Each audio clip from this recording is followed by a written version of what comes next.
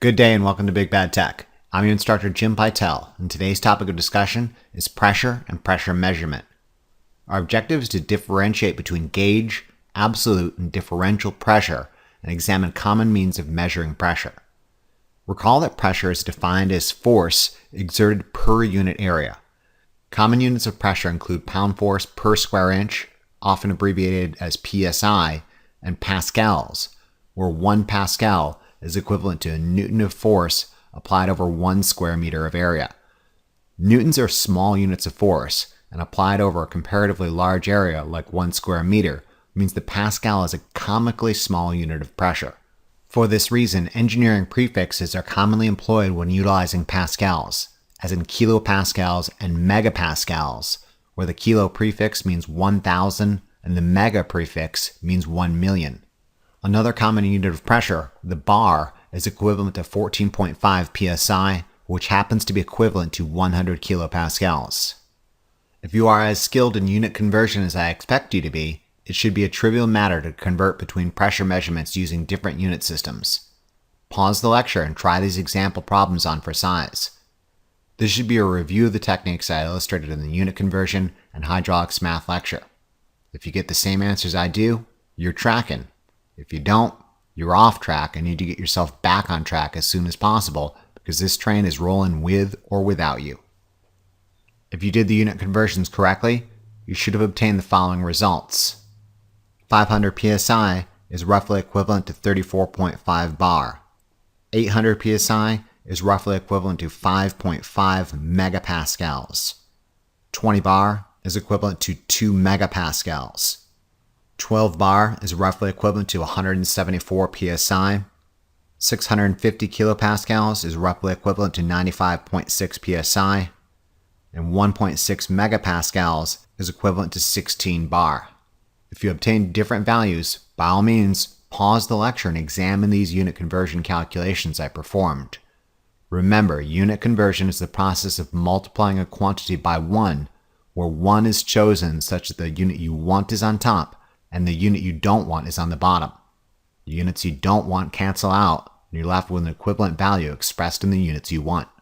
In addition to the units of psi, bar, and pascals, pressure can also be expressed as head, where head represents the vertical differential between two pools of water. This term is still commonplace for some industries like hydroelectric power generation. Consider a cubic foot of water weighing approximately 62.4 pounds. Given this cubic foot of water distributes the weight evenly over the 12-inch by 12-inch bottom surface of the cube, it can be said a cubic foot of water exerts a pressure of approximately 0.43 psi. What is interesting to note that it is not the size of the pool that influences pressure on the bottom surface, only the pool's depth. Consider a 1-foot deep pool containing 10 cubic feet of water. This would exert a force of 624 pounds on an area of 1,440 square inches, again for a pressure of approximately 0.43 psi. If, however, the pool was 10 feet deep and still contained 10 cubic feet of water, every single cubic foot of water would be stacked upon the cubic foot of water below it and exert increasing pressure on the 12-inch by 12-inch bottom surface. In this case, a 10-foot deep column of water exerts 624 pounds on 144 square inches for a pressure of approximately 4.3 psi. It can be therefore said that 10 feet of head is roughly equivalent to 4.3 psi of pressure. You'll sometimes see the terms head and pressure used interchangeably, especially for older systems.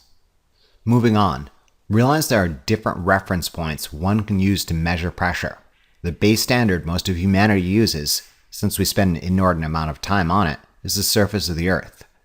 One of the reasons humanity prefers living on Earth rather than the vacuum of space is largely due to the blanket of breathable atmosphere surrounding it. The atmosphere, although invisible, unless you live in Denver, has mass and exerts pressure on the objects below it, notably all the cows, trees, people, and fluid power systems located on the surface of the Earth. At standard temperature and humidity conditions at sea level, a 1-inch square column of atmosphere exerts 14.7 pounds of force. This is similar to the pressure exerted on the bottom of a column of liquid we discussed when examining head. Atmospheric pressure is therefore 14.7 psi greater than a perfect vacuum. This implies that there are two standards of judging pressure: the surface of the Earth and the vacuum of space. Starting at perfect vacuum conditions, we can make a scale called absolute pressure, where perfect vacuum is assumed to exert no force per unit area and therefore has a pressure of 0 psi-A. Using this scale, the surface of the Earth therefore has an absolute pressure of 14.7 psi-A. Note the A modifier. It means absolute pressure, as in this is a special measurement that necessitates a call to attention. All other pressure measurements, unless explicitly stated otherwise using the A modifier, are to always be considered gauge pressure measurements, meaning they are measured from the standard temperature and elevation conditions normally found at sea level. This means normal atmospheric conditions are to be considered 0 psi gauge. Since most humans live on Earth and most fluid power systems operate on Earth, it's far easier to use the gauge standard rather than the absolute standard. Pressures below atmospheric conditions are considered vacuums with varying degrees of strength.